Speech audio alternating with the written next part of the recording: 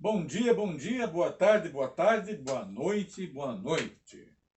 Sejam todos muito bem-vindos ao seu canal Ponderando com Caju e vamos continuar tratando de economia, gestão e finanças pessoais. Meus queridos e minhas queridas, num desabafo, como eu gostaria de falar com vocês, talvez de assuntos mais agradáveis, como música, como culinária, ou como cervejas e vinhos. E não, eu venho tratar aqui com vocês de assuntos de economia que dizem respeito à sobrevivência da humanidade. Mas não adianta. Nós temos que enfrentar esse tipo de conhecimento, porque é ele que nos governa. E nós precisamos saber dele, se nós quisermos cada vez mais ter influência nos governos e fazer com que esses governos sejam a imagem e a semelhança daqueles que trabalham. Então, vamos mergulhar no assunto. E hoje nós vamos tratar de um assunto, de um tema dos mais instigantes que podem existir, que é a origem dos bancos. Que nós muitas vezes vamos a uma agência bancária, seja de um Itaú, ou seja de um Bradesco, seja de um Santander, e dessas instituições, dessas pequenas casas, a gente não vê sair um botão, uma agulha, um pacote de arroz, não se vê sair um automóvel, nada. E essas instituições são poderosíssimas, muito poderosas, chegando muitas vezes a traçar os destinos dos países. E porque elas são capazes de mobilizar o chamado capital de crédito nas áreas onde lhes convém. E nem sempre as áreas, os lugares que lhes convém é o lugar que mais convém para a sociedade, aqueles que trabalham e que o sustentam. Então, meus queridos e minhas queridas, hoje nós vamos lidar para ver de onde veio, de onde nasceram essas instituições tão poderosas hoje em dia e que são tão sutis, porque a gente não percebe qual a influência deles. Mas eu posso dar um exemplo. Por exemplo, aqui no Brasil, nós temos a Fiat, né? Que é uma das grandes empresas da indústria automobilística. E 70%, 80% dos automóveis são comprados a prazo. E na hora dessa compra, elas são financiadas pelo Banco Fiat, por exemplo. Só que o Banco Fiat não existe. O que existe é o Itaú. É o Itaú que faz essas operações. Na Losango, que também é uma instituição financeira, quem domina Losango, que, se eu não me engano, financia o Ponto Frio, era o antigo HSBC, que hoje é Bradesco. Olhem só. E assim por diante nós podemos dar uma série de exemplos. E essa gente também influencia e domina o tal do mercado.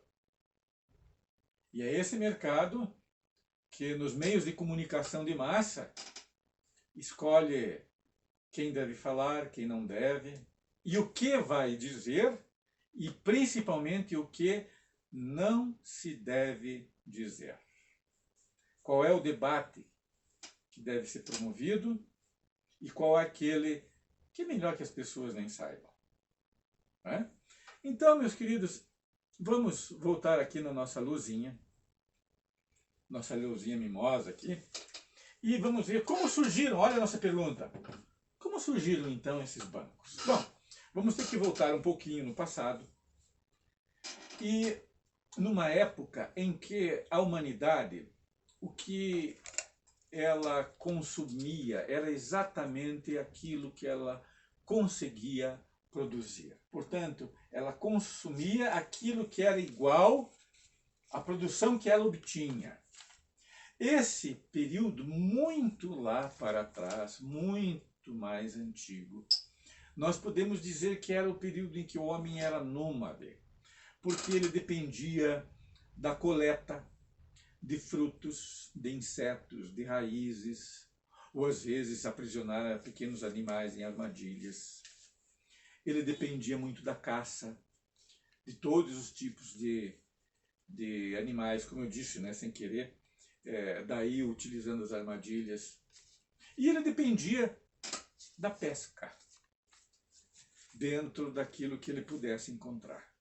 Nessas condições ele estava altamente dependente da natureza, e aquilo que ele obtivesse nas suas circunstâncias de geografia era o que ele ia comer naquele dia, e quem sabe um pouco adiante, talvez. Então vejam, era uma sobrevivência dificílima, que ele dependia muito da ajuda dos seus companheiros, um período em que ele vivia em hordas, em grandes tribos, mas era a maneira pelo qual ele se defendia diante da natureza e sobrevivia. Aqui no nosso caso do Brasil, nós podemos dizer que essa época, não tão longe assim, era a época dos nossos índios tupis-guaranis, né, e as diversas tribos que aqui viviam, que os europeus encontraram nas terras brasileiras. Eles estavam nesse patamar, mais ou menos, de vida, que era chamado período neolítico, que mais ou menos seria, digamos, a pedra polida, algo assim, de técnicas muito rudimentares, mas que era do viver do hoje para amanhã. Você comia, você consumia aquilo que você pudesse obter da natureza. Nessa época, com essa igualdade aqui, não existia comércio. Porque tudo aquilo que você produzia era para consumir. Você produzia para comer, para consumir, para usar. Então aqui o comércio não se desenvolve. Nesse período aqui, não vai existir comércio. Pode existir troca de uma coisa pela outra, mas não comércio. O comércio, vamos mais para adiante, ele vai surgir não mais quando o homem é um nômade. Porque quando ele é nômade, ele está procurando sempre um lugar melhor para viver. Esgotou a coleta, esgotou a pesca, esgotou a caça, ele tem que procurar outro lugar. E assim ele vai migrando. Até que, pela própria experiência que ele vai acumulando, ele vai descobrindo determinadas técnicas que vão fazer com que ele possa ficar num lugar por mais tempo. Ou, melhor dizendo, ficar realmente num lugar. Essas técnicas, a primeira delas são as técnicas da agricultura. O homem descobre a agricultura e o homem descobre o pastoreio dos animais. Talvez o pastoreio ele tenha descoberto antes, porque a convivência que os homens têm, que o homem tem com os animais é até anterior. Mas ainda não permite que ele se fixe em algum lugar. Porque os povos pastores dependem das pastagens, né? E se as pastagens não forem boas, se essas pastagens elas tiverem sido todas elas consumidas pelos próprios animais, eles vão ter que migrar para outros lugares. Que haja boas pastagens para os animais sobreviverem. E os homens também, por consequência, conseguirem subsistir junto. Bom, então quando o homem descobre a agricultura, por uma série de diversidade de técnicas, e aprende a tirar os alimentos da terra, ele começa daí a produzir uma outra situação, que é a número 2 aqui, em que aquilo que ele consome vai ser inferior àquilo que ele é capaz de produzir. É nessa situação aqui que surgem as primeiras grandes civilizações da humanidade. Que nós já estudamos, nós já lemos a respeito dos egípcios, os persas, os povos arábicos, todos esses povos, eles já estavam assentados num lugar. E fizeram isso porque aquilo que eles descobriram em termos de técnicas permitiam que eles pudessem consumir num volume menor do que aquilo que era produzido. Mas é nessas circunstâncias aqui, de um consumo menor que a produção, que onde você tem uma produção mais abundante, é aqui nesse ponto 2 que surge algo chamado comércio. É o comércio, portanto, que surge dessa situação aqui, dessa indicação, consumo menor de produção, porque você já está tendo uma abundância. E quando você tem uma abundância que é muito maior, você já pode pensar em acumular riquezas e trocar com outros povos que produzam outras coisas. Ao mesmo tempo em que o homem ele pode produzir mais e ele vai descobrindo a riqueza e ele vai podendo ao mesmo tempo fazer com que essa riqueza possa ser, que está em excedente, ele possa aprender a vender. Ele vai conseguir daí vender uma riqueza que ele produz. E esse processo de venda vai trazer daí uma outra dificuldade que ele vai precisar superar. E essa outra dificuldade de superação é como fazer com que esses produtos que vão ser destinados à venda, que daí vão se chamar as mercadorias, vão poder ser vendidos sem que haja desavença entre aquele que quer vender e aquele que quer comprar. É aí que surge um outro elemento importantíssimo, que é a moeda. Ela vai ter que, olhem como eu digo, ela vai ter que surgir e vai ter que se aperfeiçoar ao longo do tempo, de tal forma que essas riquezas que vão ser produzidas possam circular de mão em mão, sem desavenças, sem confrontos, num clima de igualdade de um para o outro, de tal forma que aquele que compra não se sinta enganado por aquele que pratica a venda. É aí, portanto, que surge o dinheiro. E o dinheiro não é um mal da humanidade. Ele não é. Ele é um instrumento de circulação de mercadorias. A maldade, essas coisas, é uma outra situação. Mas não que se responsabilize o dinheiro por essa culpa. Não. O dinheiro é uma criação do homem para que as mercadorias circulem. Mas ao mesmo tempo que já existe o dinheiro para fazer com que, na forma das moedas, amoedado já estamos numa fase mais avançada, para que essas mercadorias circulem, o homem já está numa possibilidade de produzir tantos alimentos que ele já tem uma outra dificuldade também que ele precisa superar. Qual é ela? Como conservar os alimentos? Para que eles não sejam perdidos. E daí, novamente, técnicas vão surgir. Como, por exemplo, a defumação. A defumação é uma técnica de conservação das carnes, por exemplo. Nossos avós, isso é uma técnica milenar da humanidade. Os banhos em vinagre também ajuda muito. Uma outra técnica também antiguíssima, por exemplo, digamos, feijões. Se você pegar os feijões e colocar eles em cinzas, e aquilo for bem fechado, não dá caruncho. Ele não caruncha. Você está protegendo. Só que se a produção for, digamos, grande, uma parte você vende o feijão, com vários tipos de feijões, uma parte você vende, uma parte você pode guardar para consumo, outra parte você guarda para fazer semente, e se ainda sobrar, não tiver como consumir, você tem que jogar fora. E daí você está jogando fora o teu trabalho. Daí uma das grandes dificuldades que o homem vai ter que superar é como guardar, como conservar os alimentos. Aí é que, para responder a isto, o homem descobre um produto que vai ser vai ter um destaque extraordinário em relação aos outros no momento da conservação, que é o sal. O sal vai ser, portanto, uma das primeiras grandes mercadorias da humanidade. Porque ela não é apenas para dar gosto, mas o sal ele faz com que os alimentos, principalmente as carnes, possam ser preservados. Porque o sal tem a propriedade de tirar a água.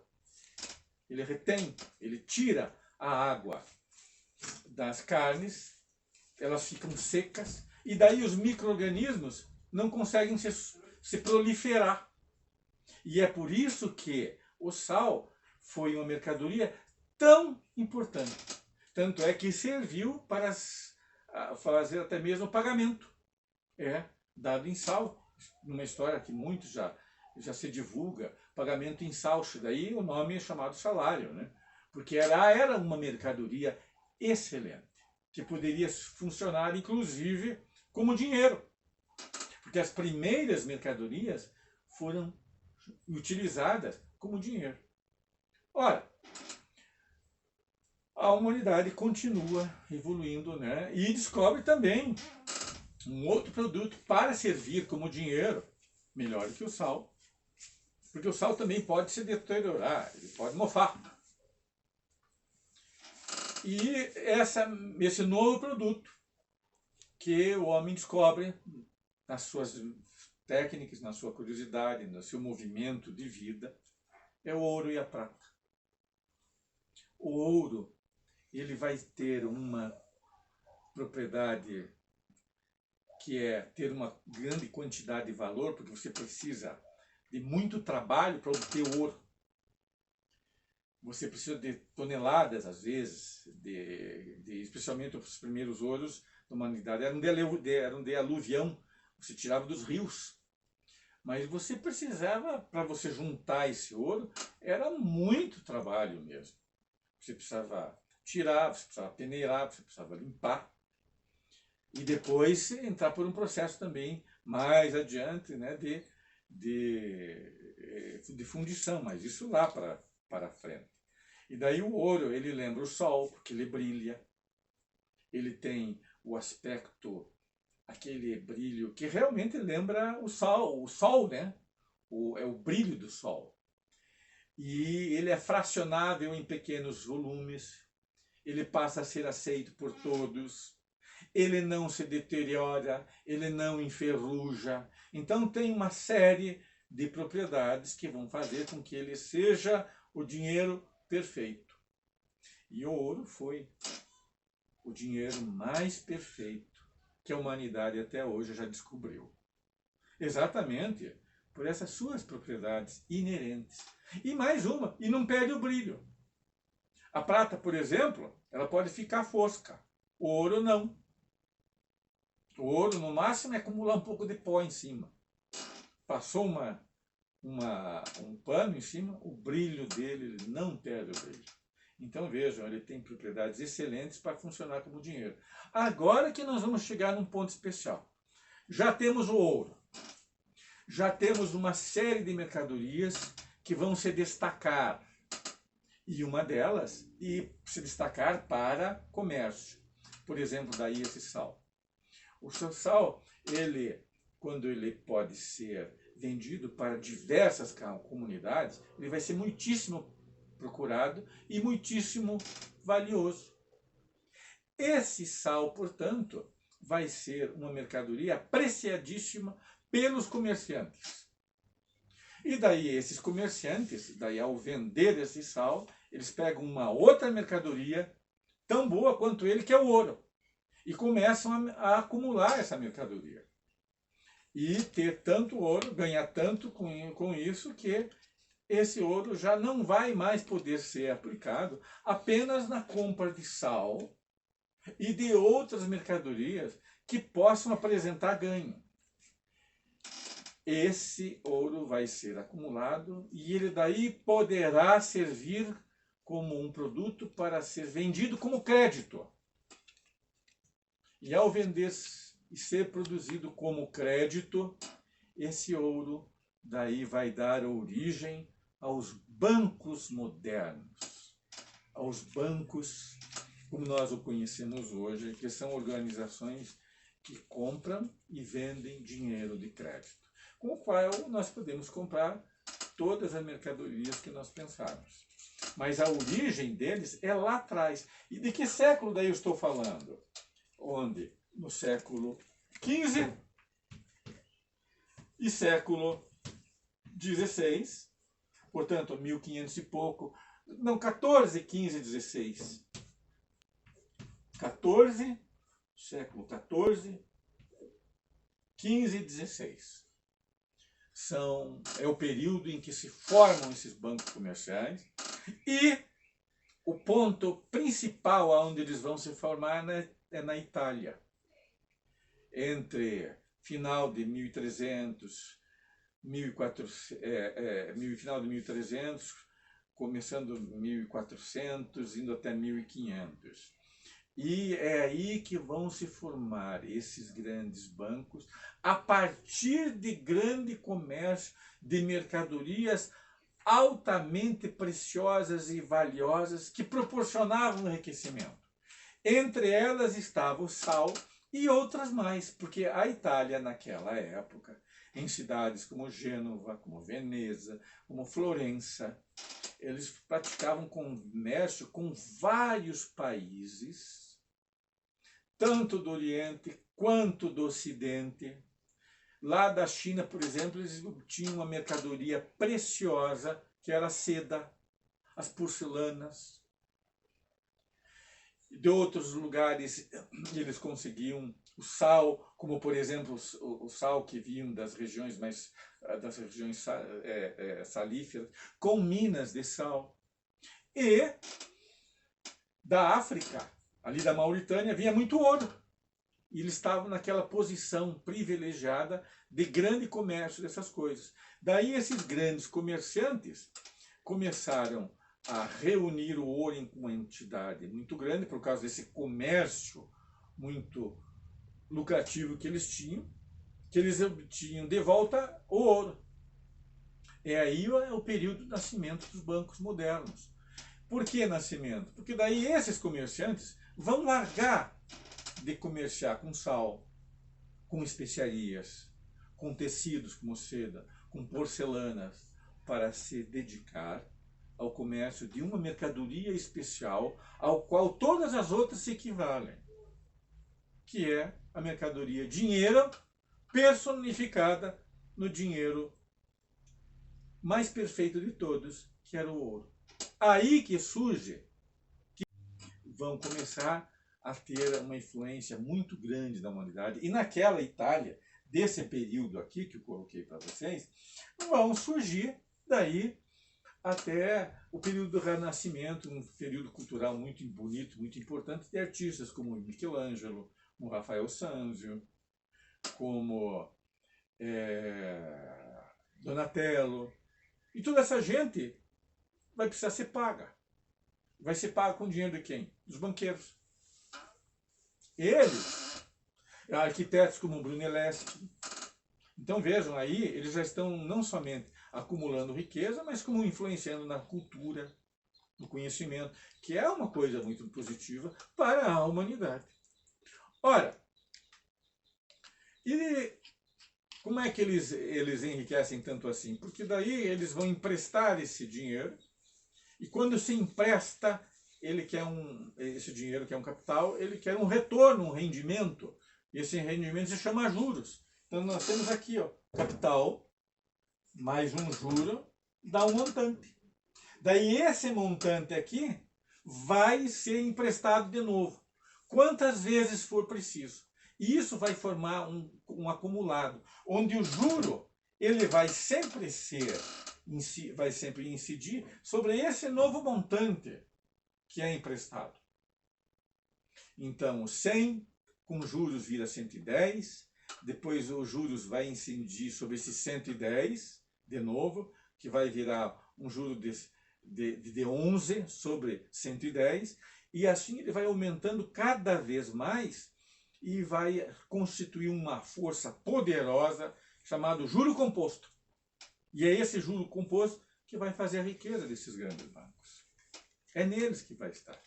E daí outras invenções sociais muito importantes que vão fazer com que esses bancos tenham ainda mais poder. Porque vejam, naquela época, já avançamos bastante, século XIV, XV, XVI, nós temos que as cidades elas formavam unidades muitas vezes quase autossuficientes, e com moeda própria. E um comerciante, então, para ir de um lugar para o outro, ele teria que levar moeda em ouro. E ao levar a moeda em ouro, havia muitos riscos para isso. Então, o que acontece? E levar em carroça, né? Porque o ouro é pesado. E isso ia provocar, inclusive, a cobiça de ladrões. Então, como contornar esse problema? Ora, daí os banqueiros, eles emitiam um certificado escrito, foi depositado a quantia de tal, de tantas gramas de ouro, e davam para aquele comerciante que depositou o ouro com os banqueiros. Esse certificado de depósito bancário, chamado um bilhete bancário ou uma nota bancária, ficava a depósito do comerciante, sem que o nome dele tivesse sido revelado ali. Então esse papel nas mãos, que era o bilhete bancário, nota bancário, esse comerciante poderia pagar uma dívida que ele tivesse com outro banqueiro ou com um outro comerciante com aquele papel que dizia que ele tinha ouro depositado no banco tal. Esse papel é o precursor do papel moeda. E o papel moeda, só que naquela época, ele tinha um lastro em ouro que estava depositado. Então veja, mas já é o início do papel moeda. E é um aperfeiçoamento muito grande, porque daí não precisa estar deslocando o ouro de carroça, de navio, de um lugar para outro. Ele pode ficar num lugar e você movimenta apenas um papel, indo e voltando. Isso vai agilizar o comércio, vai permitir que quantidades maiores de mercadorias possam ser transacionadas. Ora, e depois ainda mais uma inovação. Porque, por exemplo, na Itália, havia um burgos, os burgos eram o nome das cidades. E para você ir de um burgo para outro, porque a Itália foi muito rica por causa desse comércio, o que acontecia? As moedas eram diferentes. E as moedas sendo diferentes, você tinha que trocar e converter as moedas. Ora, o que se fazia então? Inventou-se a letra de câmbio, que era o seguinte, que era uma ordem de pagamento que dava para o comerciante, que dizia o seguinte: autorizo a pagar ao comerciante, digamos, a quantia de tanto, porque essa quantia de tanto está depositada aqui no meu banco. Então você pode pagar para esse comerciante aí na cidade onde ele estiver. Então o comerciante também podia levar uma letra de câmbio que poderia ser trocada depois e também iria fomentar o comércio. Então, os bilhetes de banco, as notas bancárias e as letras de câmbio, elas vão ser importantíssimas para movimentar a riqueza sem a presença física do ouro. E daí dando em troca um para o outro. Mas quem é que vai movimentar? Quem é que entrava nos bancos? Apenas os grandes comerciantes. Para movimentar dinheiro de empréstimos daí. Porque daí esses comerciantes, eles poderiam se dedicar ao seu comércio apenas movimentando papel. E os banqueiros foram também grandes comerciantes, só que daí eles trocaram o comércio. Ao invés de lidar com ouro, ou melhor dizendo, ao invés de lidar com seda, com porcelana, com especiarias, com pimenta, que eram todas coisas valiosas, com sal, ou com, por exemplo, não só o sal, a pimenta, noz moscada, cravo, uma outra mercadoria muito valiosa, que eles também se utilizavam muito, o açúcar, os couros e as peles. Ao invés disto aí, muito melhor você lidar com o dinheiro. E daí surge o comerciante de dinheiro. E o comerciante de dinheiro, na forma de crédito, é o banqueiro. Surgido lá nessa Itália. Quais foram as famílias, por exemplo, mais famosa dessa época foi a família, tinham outras, mas a mais famosa, a mais poderosa, era a Medici, que foram os primeiros grandes banqueiros. Na Alemanha também teve, era a família Fugger. E como é que muitas vezes esses banqueiros podiam até se quebrar se eles eram tão poderosos? Porque daí eles não emprestavam somente para comerciantes, mas também poderiam emprestar para nações, para reis que se metiam em guerras, para financiar uma guerra. Poderia emprestar dinheiro para um rei, fazer uma guerra contra lá um outro rei, digamos, e se esse rei perdesse a guerra, o banco também estava perdido. Então daí dava, claro, era toda uma riqueza que poderia ir embora e se acabar, por causa desses empréstimos de alto risco. Nem estavam envolvidos juros. Um banqueiro poderia se quebrar. Então, nós podemos falar com toda a certeza que o banco surgiu do grande comércio de mercadorias e das mercadorias altamente preciosas que permitiram que esse banqueiro lidasse somente com dinheiro e não mais com essas mercadorias sui generis que provocavam enriquecimento. Melhor a mercadoria dinheiro, que ele vai lidar, vai trabalhar, e vai ser um trabalho menos trabalhoso, exatamente. Porque atravessar o país inteiro para ir buscar uma mercadoria, para trazer para vender, não. Ele vai lidar exclusivamente com o dinheiro na forma ouro, e daí manipulando notas bancárias e manipulando letras de câmbio. Ele pode ir e voltar muito mais seguras. Então veja, é um comércio extraordinário, excelente. Daí vão surgir também grandes bancos, o Banco Rothschild, que foi o maior banco do século XIX, o HSBC, por exemplo. O HSBC, que é o Hong Kong and Shanghai Bank, de onde é que ele surgiu? Do comércio de ópio na China. Banco inglês. Porque o ópio era uma droga, era sim, mas que dava um lucro fora do comum. É daí a origem dele. Você veja. E depois, uma origem poderosa, né? E no Brasil, muitos dos bancos estão ligados ao café. Posso dar um exemplo. O Bamerindos, por exemplo. O Bamerindos, ele surgiu de uma cooperativa que comprava e vendia café na cidade de Tomazina, do seu Avelino Vieira. E depois se tornou uma potência, chegou a ser o quarto maior banco do comercial do Brasil, e depois teve que fechar as portas. Foi comprado daí pelo HSBC, e o HSBC daí foi assumido pelo Bradesco.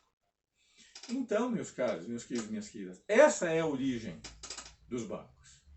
E o poderio deles está nisso. Eles podem financiar a produção. E se a gente sabe dirigir essa força social que eles mobilizam, que é o crédito, pode-se fazer que um país volte a crescer.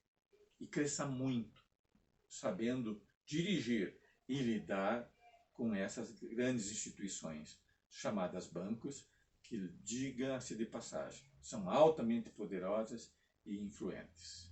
É preciso muito bem saber lidar com eles. O difícil é pôr um cabresto nisso aí, né? Para que eles financiem a produção e não a especulação. Essa é a tônica do sistema bancário. É isso aí. Meus queridos, minhas queridas, me delonguei bastante. Agradeço a vocês a atenção. E se vocês gostaram, deem os seus likes para nós continuarmos com o nosso trabalho. Até uma outra ocasião. Tchau.